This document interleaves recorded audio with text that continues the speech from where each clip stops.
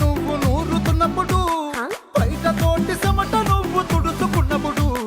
దండాన నీ సొక్కారేస్తున్నప్పుడు నీ ఒంటి వాసనతకు గుర్తొచ్చినప్పుడు